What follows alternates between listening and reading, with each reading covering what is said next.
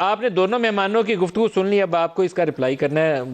چانڈیو صاحب نے تو اس کو بھتہ خوری سے منسوب کیا، اور وہ کہتے ہیں یہ ممنوع فنڈز ہیں، محسن شاہ نواز، آپ اس کو کیا کہتے ہیں؟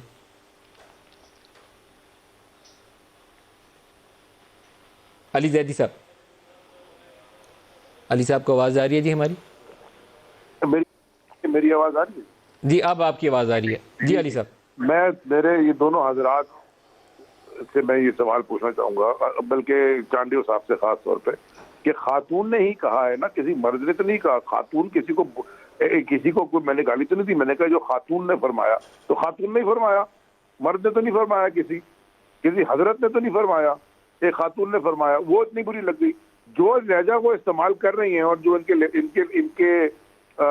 کے جو چیئرمین صاحب استعمال کرتے ہیں، ماشاءاللہ، کبھی ذرا ان کو بھی تنقید کر دیں۔ وہ تو خاتون بھی نہیں بولتے، وہ تو کچھ اور ہی کچھ آوازیں لگا رہے ہوتے ہیں۔ دوسری بات یہ کہ میں نے آپ سے جیسے پہلے عرض کیا، عارف نقوی صاحب ایک بزنس مین تھے، ہیں، ان کے اوپر کوئی الزامات ہیں، وہ ان کے اپنے الزامات کا جواب خود دیں گے، وہ اپنے کورٹ میں خود لڑیں گے۔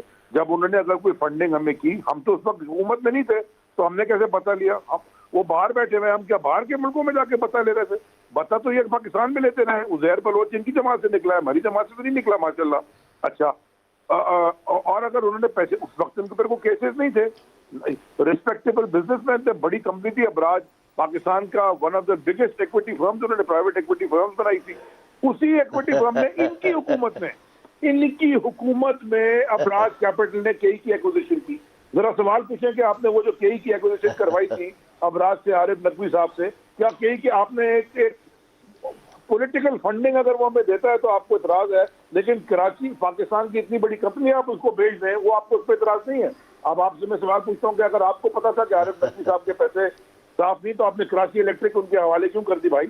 دیکھیے، یہ بالکل کوئی منطق کی کوئی عقل بھی ہونی چاہیے۔ میرے بڑے اچھے دوست ہیں مولانا بخش چانڈیو صاحب، میرے ساتھ میری ٹائم کی کمیٹی میں بھی بیٹھتے ہیں، بڑی شائستگی سے گفتگو کرتے ہیں۔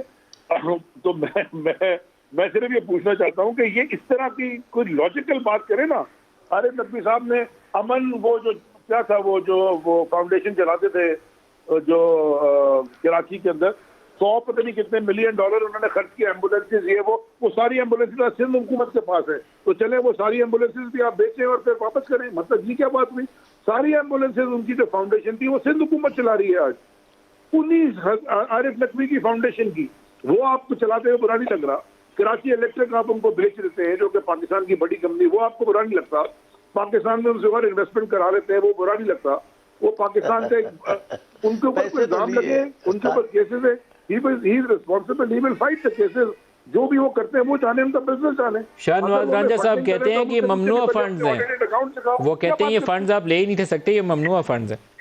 کیسے ممنوع فنڈز ہیں؟ پاکستانی آدمی اگر ہمیں فنڈ دیکھیں، پہلے یہ رانجہ صاحب بھی لائر ہیں، ان کو پتہ ہے فورن فنڈنگ کا مطلب ہے نمبر 1، کوئی فورن ملک سے فنڈنگ لیں آپ، میں نے کوئی کمپنی سے نہیں، کسی ملک سے فنڈنگ لیں۔